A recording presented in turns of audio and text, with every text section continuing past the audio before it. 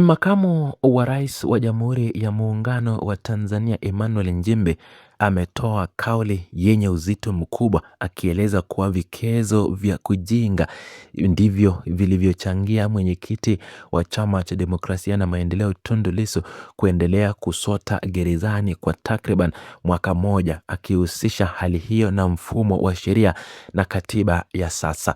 Akifafanua zaidi msimamo wake hivi karibuni, kiongozi huyo mkuu wa serikali alieleza kuwa hali ya kiongozi huyo wa upinzani kuendelea kuwa gerezani kwa muda mrefu imetokana na mfumo wa sheria na katiba ambayo kwa mtazamo wake unaruhusu haki kucheleweshwa na kuwafanya baadhi ya viongozi kuwa juu ya sheria badala ya kuwajibika sawa na wananchi wengine. Katika maelezo yake hayo, kiongozi huyo wa ngazi ya juu serikalini alieleza kuwa changamoto hiyo ya kucheleweshwa kwa haki inatokana na mapungufu makubwa yaliyopo ndani ya mfumo wa kisheria na kikatiba wa sasa nchini.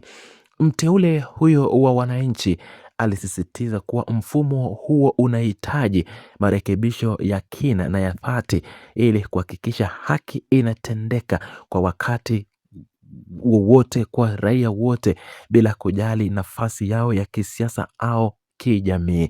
Kiongozi huyo wa serikali alibainisha kuwa uwazi kwamba suluhisho la kudumu la changamoto hilo ni kupatikana kwa katiba mpya inayohakikisha usawa mbele ya sheria, kulinda haki za wananchi na kuimarisha misingi ya demokrasia nchini Tanzania.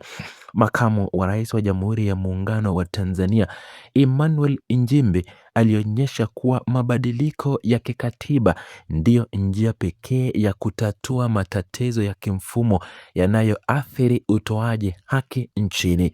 Kauli hii iliyotolewa na kiongozi huyo mkuu wa serikali imeongeza mjadala mkubwa na mzito kuhusu umuhimu wa mageuzi ya kikatiba na mustakabali wa utawala wa sheria nchini, huku wadau mbalimbali wa kisiasa na kisheria wakiendelea kutoa maoni yao kuhusu uhusiano kati ya mfumo wa sasa wa kisheria na kesi za kisiasa zinazoendelea mahakamani nchini.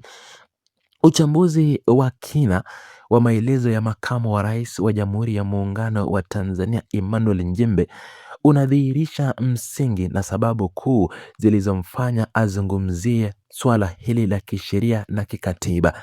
Sababu kubwa ya kiongozi huyo wa serikali kutoa kauli hiyo ni kuweka wazi mtazamo wake kwamba kuendelea kusota gerezani kwa mwenyekiti wa Chadema Tundu Lissu kwa takriban mwaka mmoja si jambo linalotokana na mtu mmoja tu, bali ni matokeo ya moja kwa moja ya mapungufu ya kisheria yaliyopo kwenye mfumo wa sasa.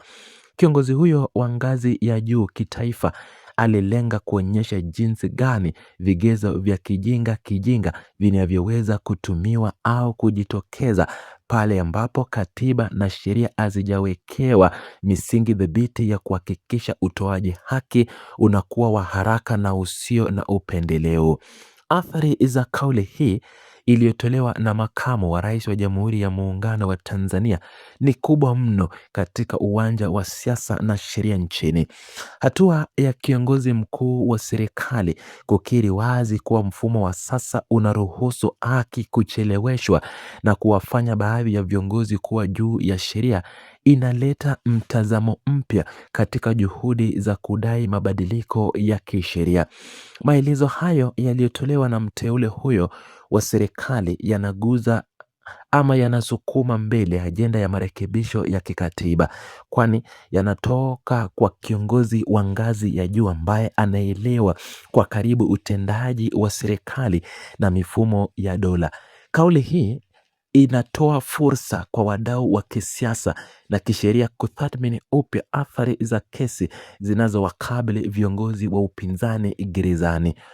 Umuhimu wa tukio hili unajitokeza pia katika namna makamu wa rais wa Jamhuri ya Muungano wa Tanzania Emmanuel Nchimbi alivyorejea mchakato wa katiba mpya kama suluhisho la kudumu la matatizo ya kisheria, kwa kuonyesha kuwa mabadiliko ya kikatiba ndiyo njia pekee ya kutatua matatizo ya kimfumo yanayoathiri utoaji haki. Kiongozi huyo wa kitaifa ameweka msimamo na msisitizo kwenye ukweli kwamba mifumo thabiti ya kisheria ndiyo msingi wa utulivu, demokrasia na haki sawa kwa raia wote. Hali hii inaonyesha uhusiano wa moja kwa moja kati ya utawala wa sheria, utoaji wa haki bila kuchelewa, na uimarishaji wa misingi ya kidemokrasia ndani ya Jamhuri ya Muungano wa Tanzania.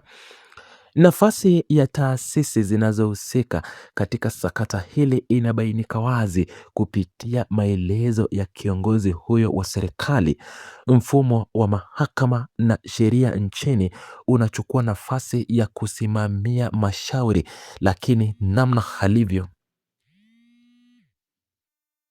Nafasi ya taasisi zinazohusika katika sakata hili inabaki wazi kupitia maelezo ya kiongozi huyo wa serikali.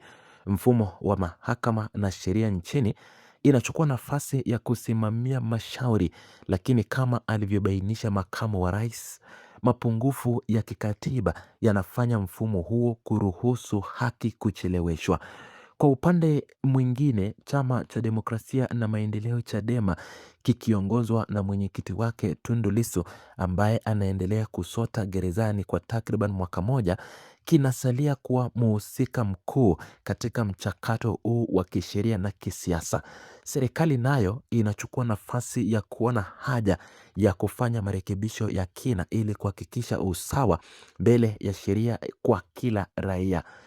Historia ya mwenyekiti wa Chadema Tundu Lissu katika uwanja wa sheria na siasa inahusiana moja kwa moja na kauli hii ya makamu wa rais Emmanuel Nchembe, akiwa mwanasiasa na mwanasheria ambaye amekuwa akipitia changamoto za kisheria na kukabiliwa na vikesi mbalimbali. Kuendelea kwake kuwa gerezani kumekuwa kiashiria cha migogoro ya kimfumo nchini. Kauli ya makamu wa rais wa Jamhuri ya Muungano wa Tanzania iliyoeleza kuwa hali hiyo ya Lissu kusota gerezani imesababishwa na kesi vya kijinga pamoja na mapungufu ya kikatiba, inathibitisha kuwa masuala ya kisheria yanayokabili viongozi wa kisiasa yanahitaji kutatuliwa kuanzia kwenye misingi ya sheria mama nchi. Uchambuzi zaidi wa maelezo ya kiongozi huyo wa kitaifa unaonyesha kuwa uamuzi wake wa kuzungumzia swala la katiba mpya ni hatua inayolenga kuleta maridhiano na uwajibikaji.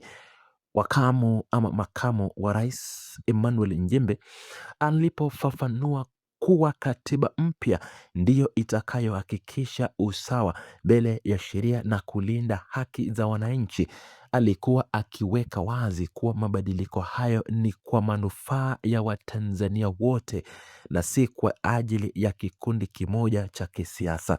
Kiongozi huyo wa serikali alibainisha kuwa mfumo ambao unawafanya baadhi ya viongozi kuwa juu ya sheria lazima ubadilishwe ili kujenga taifa linalojiendesha kwa misingi ya haki na usawa.